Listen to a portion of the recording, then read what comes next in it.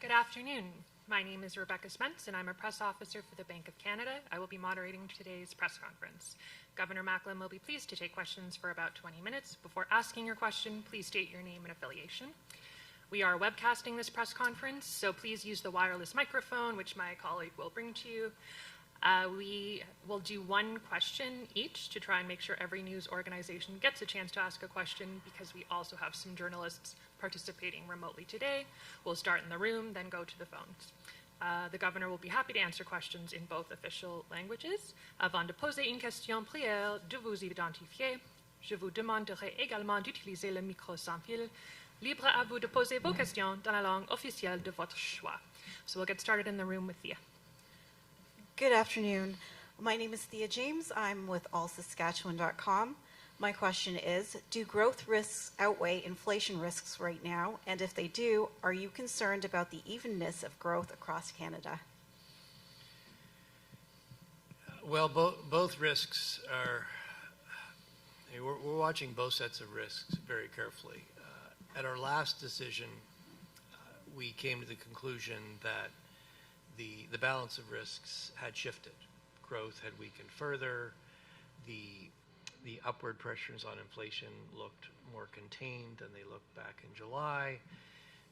So against that background, we decided to lower our policy rate by 25 basis points to rebalance the risks. And I expect that when we get to our next decision, we'll be looking at those balance of risks again. There's a few things we're watching particularly closely. U.S. tariffs have had a profound impact on our exports. We're looking to see where do those exports go from here. Secondly, we're looking to see, given a much weaker profile for exports, what is the spillover to employment, to investment, to household spending. So far, we've seen uncertainty in particular has been really restraining investment. Employment has weakened. Unemployment's gone up. Consumption has been holding in reasonably well. We'll be watching that closely. Coming to the inflation side, what we hear from businesses are there are added costs related to this disruption in trade. They're looking for new markets. They're looking for new suppliers. They're rerouting their supply chains. That all has some costs, and that can get passed on to consumers. So we're watching that closely. And then finally, what's happening to inflation expectations. So far, they're fairly well anchored. So yes, and really, what's our objective? There's some role for monetary policy to try to help the economy adjust to this new relationship, but our primary mandate is to make sure that Canadians don't need to worry about a big change in their cost of living. Our primary mandate is to maintain low, stable inflation. Thanks. Hello, Keenan Sorokan with CTV. Not a lot of mention of Saskatchewan in your conversation here this afternoon. I was just wondering what sort of role the Saskatchewan economy plays in this new sort of economic reality you laid out this afternoon. Well, Saskatchewan is you're right. The speech was very much about the big global forces, what's happening in global trade, what's happening in global financial flows. Saskatchewan, though, is actually a very good place to deliver that speech, because in Saskatchewan, trade is the biggest part of the economy compared to every other province. In Saskatchewan, almost 50% of the income that this province generates comes from exports. The other thing that's interesting about Saskatchewan is that, like the rest of Canada, the U.S. is the biggest single destination of Saskatchewan's exports. But actually, Saskatchewan is less concentrated in exporting to the United States than most other provinces. For the average of Canada, about 75% of the exports go to the United States. For Saskatchewan, it's just under 60%. So, a number of exports, potash, canola in particular, are shipped to overseas markets. Yes, the U.S. is a very big market for those things, but it's not the only market. And Canada needs to do more of that. Canada needs to diversify its trade. Saskatchewan's, you look at it on a map, it's like right in the middle of the country. U.S. in the south, Alberta, Manitoba around it. Yet it has managed to diversify its trade more than some other parts of the country. So it is a good place to talk about trade and what can be done to diversify our trade. The second part of your question is really the fact that different provinces are getting affected by tariffs in different ways. And yes, I mean, that is a reality. These tariffs are hitting specific sectors, steel, aluminum, motor vehicles in particular, softwood lumber, copper. There's new tariffs on copper. China's got tariffs on canola, on pork, on seafood.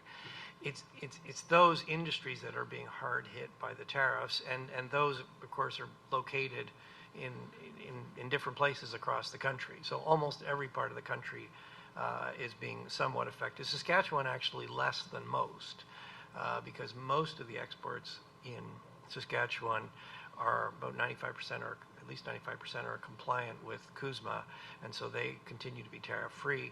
The biggest actually impact here in Saskatchewan is China's canola tariffs, which are very severe. Monetary policy is not well suited. We have one interest rate policy for the whole country. We can't target specific sectors. We can't target specific provinces. There's one interest rate for the whole country. But what can we do is, and really, fiscal policy is much better equipped to target specific sectors. What we can do, though, is that, from those severely affected sectors, there's spillovers to the broader economy, and so we can try to support the broader economy, which may help with this adjustment. And Eric? Hey there, Eric Hertzberg with Bloomberg. Just want to ask you about housing. In general, we have rates coming down on the short end, middle of the curve, still a bit elevated on the 5 years. Just wanted to get your thoughts on where housing goes and how you're thinking about that in the future, particularly given that in the past when we've started cutting rates and trying to get some growth from the economy, it's been a major growth driver. It's also a major creator of wealth for Canadians. Moving forward, do you consider that to be the same? Do you consider it to be that? Well, I mean, two comments. First,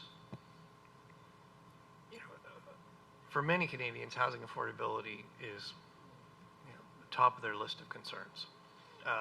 And interestingly, although we've got very different housing markets across the country, almost everywhere you go, you hear the same message. Housing is hard to find. It's expensive, and that problem won't be solved by monetary policy. Fundamentally, if we want houses to be more affordable, we need to increase the supply of housing, and actually fundamentally we need to grow our incomes in this country. To get back to the main themes in my remarks today, the more we can grow our markets, the more we can reduce the cost of business doing in the country, the more we can improve our productivity, that will generate more income, and if you have more income, everything becomes more affordable. Housing, though, has a specific problem that we have not kept up as a country. We have not been building enough houses for at least a decade as a country to keep up with the growth in demand, and that has made housing less affordable. For monetary policy, you're right.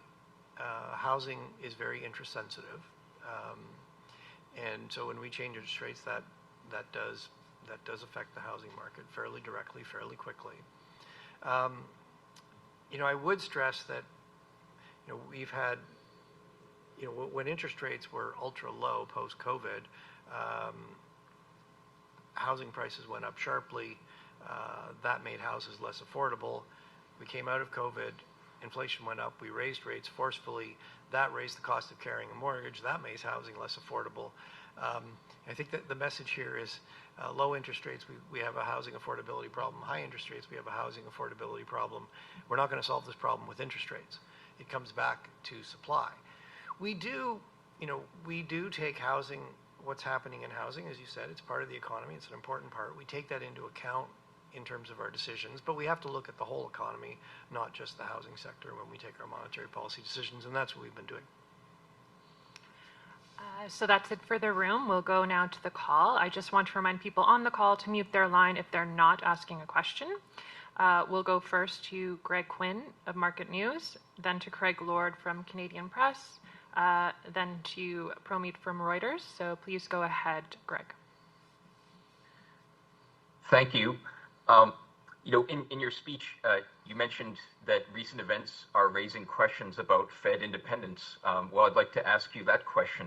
Is the Fed at risk of losing its independence, and why would that matter for the global or the Canadian economy? Sure, Greg.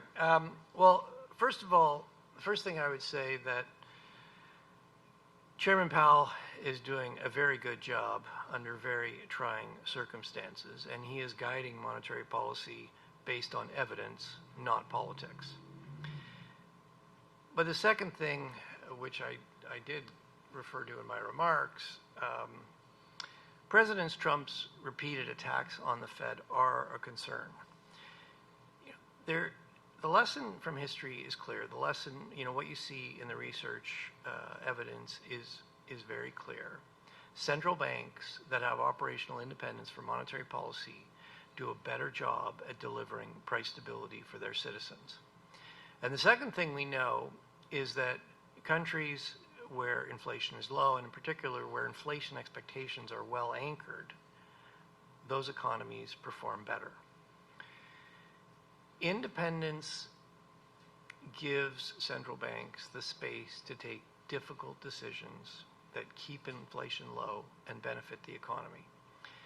I would also stress that accountability goes hand in hand with independence. Central banks can't hide behind their independence. It's very important that central banks are accountable. Our legitimacy comes from being the mandates that we get from elected governments.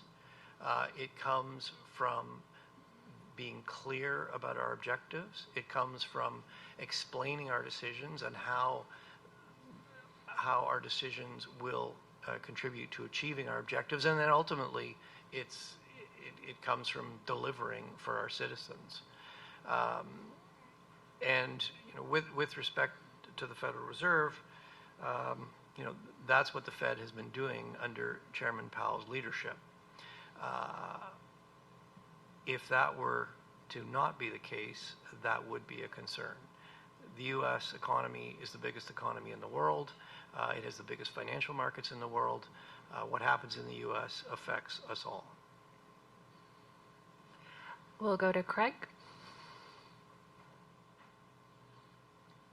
Hi, Governor. Thanks for taking our questions. Why do you believe Canada fell short in the years after the global financial crisis when it comes to diversifying trade away from the United States? I think it fell short. I think we didn't diversify as much as we could have, because once the global financial crisis had passed, the urgency to do so went away. I think in 2008-9, the U.S. actually had a much worse recession than Canada. Banks failed in the U.S.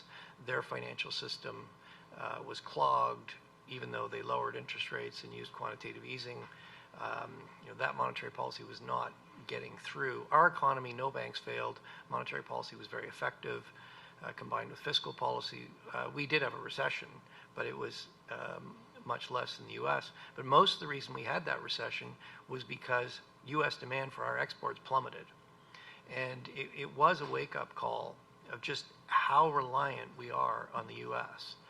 If U.S. demand dries up, we get hit very hard. And, around that time, there was increasing recognition that we needed to diversify our exports. We needed to increase our linkages, particularly to fast-growing emerging market economies. I gave a number of speeches on the topic. Businesses were talking about it, others were talking about it. But as we moved away from the financial crisis, the urgency to do that faded.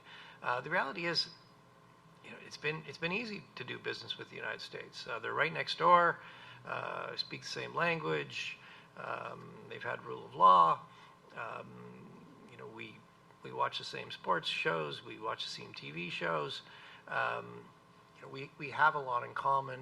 And just look at a map. I mean, geography matters. It's relatively straightforward to ship things north-south to the U.S. market. And so, those reasons, I think, sort of overcame the broader benefit of diversifying, and we didn't really succeed in diversifying. What's different this time is that our trade relationship with the United States has changed, and this isn't just a cyclical downturn. We're not getting a bounce back here. To the extent that this relationship is permanently changed, there's a permanent cost on the Canadian economy. And I think that underlines that this is a structural change.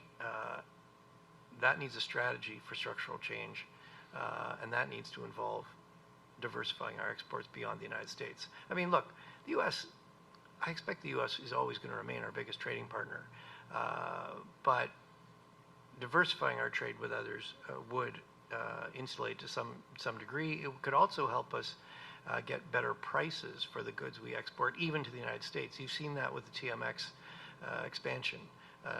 It has increased our ability to get oil to Asia, but importantly, it has narrowed the spread between WCS, the Canadian price, and WTI, West Texas, so that for every barrel we're exporting, regardless of where it's going, we're getting a better price. We'll go to Promi. Good afternoon, Governor. Thank you for taking my question. I will just extend on Greg's question. You've always been very guarded and conservative in terms of talking about Mr. Trump's interference into the workings of Federal Reserve. But this time you have actually spoken directly about it and what are the implications of it. Why do you think so, and why now? Well, why I'm talking about it is that it's starting to have consequences in financial markets. In the week following April 2nd, the so-called Liberation Day, we all saw what happened. The stock market was down very sharply. Financial markets were very stressed. But something unusual happened. Usually when financial markets are very stressed, there's a so-called flight to quality. People pile into U.S. dollars. The U.S. dollar appreciates. The yields on longer-term U.S. bonds usually go down because so many people want to hold them. That didn't happen, actually. The U.S. dollar depreciated. Long bonds backed up. And that change caught a lot of financial market participants off guard. And as I said in my remarks today, it dented the U.S. dollar as a hedge in times of stress. And so what have you seen since there? Well, to some extent, the correlations have gone back to more normal, but I think there is a concern in the market that precisely at the moment when you want that hedge the most, it may not be there anymore, or it may not be as reliable as it was. I mean, the U.S. dollar is still the reserve currency. There's no question about that. There's no clear alternative, and I suspect the U.S. dollar is going to be the reserve currency for the foreseeable future because there's no clear alternative. But the value of a U.S. dollar as a hedge in times of stress does appear to be dented, and you can see in financial markets people still want to hold U.S. dollar assets, but they're hedging much more. Foreign investors are hedging much more of that U.S. dollar exposure. That's putting some downward pressure on the U.S. dollar. U.S. dollar is down about 10% since the start of the year. And other safe haven assets, particularly I'd highlight gold, are up quite sharply. Gold's up 44% since the beginning of the year. So something is happening. I'm not saying this is all related to President Trump's threats on to the Fed. The U.S. has cut interest rates recently. The market, thinks there's some more cuts to come. That's probably at play as well. But I do think you are starting to see some impacts, and in that sense, it's time to talk about it. So we'll go next to Jordan from National Post, followed by Mark from the Globe and Mail, and Paul from Wall Street Journal. So please go ahead, Jordan. Hi, Governor. Going off of an earlier question on housing, if monetary policy can't solve the housing affordability problem, what does the bank hope to achieve in including it as a focus in its framework review next year? Yeah, it's a good question, Jordan. So, yes, I think I'm signaling that you have to be somewhat modest in your expectations on what we're going to be able to do here. But I do think there are some questions that we need to understand better. So we do, I think, understand quite well the interest sensitivity of housing on the demand side. Obviously, if you're a new buyer or you have a variable rate mortgage, a cut in interest rates, immediately reduces the cost of your mortgage. Similarly, increasing it increases it. And certainly the effects on the demand side are, I am very confident, much bigger than the effects on the supply side. But there may be some supply side effects through financing. Certainly when we talk to developers, they talk to us a lot about this. So I think we need to understand better sort of the full effects. And I mean, part of it is I think we need to do a better job of explaining how housing fits into our framework. Housing costs show up in inflation in a few ways. I mean, one of the reasons why inflation has been quite high, not last year, it's been pretty close to 2%, but if you look in the previous period, the very big increase in mortgage interest rates shows up very directly in inflation. When at the same, on the other hand, when interest rates are very low and house prices are going up, that also shows up in inflation. So, housing has different, and then there's rental accommodation also shows up in inflation. These are real costs for Canadians. Canadians are they're paying these. They're certainly housing affordability is a major concern about Canadians, and I think we need to do a better job of articulating how these different inflationary components fit into our inflation targeting framework. Go ahead, Mark. Thanks for taking the question, Mark Arnold with the Globe and Mail.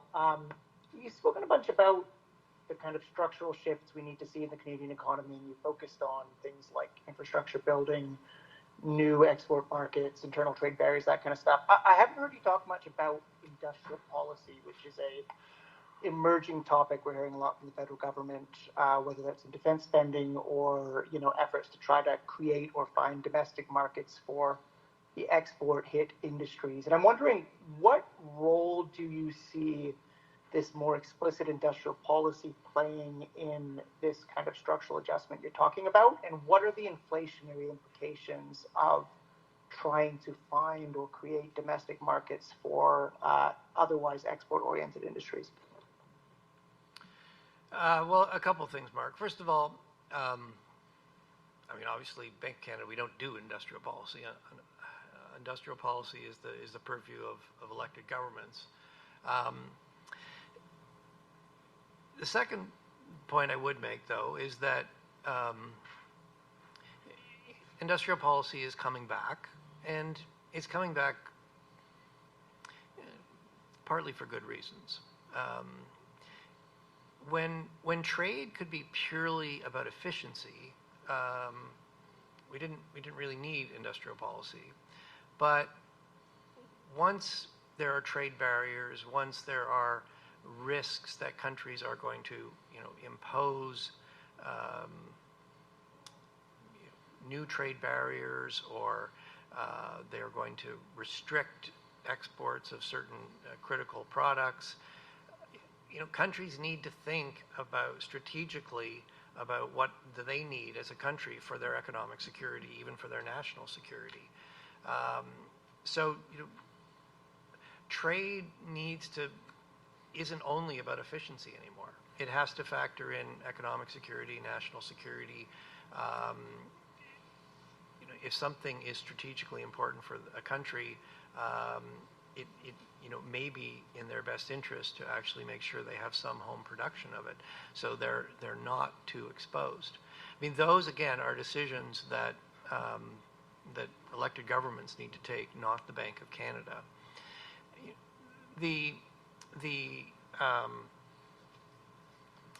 What are the implications for monetary policy? Well, I mean, I think the broader implication is, when trade was all about efficiency, that was minimizing cost, and so the world benefited a lot from this period of globalization. Goods price inflation was very low for a long time, as supply chains,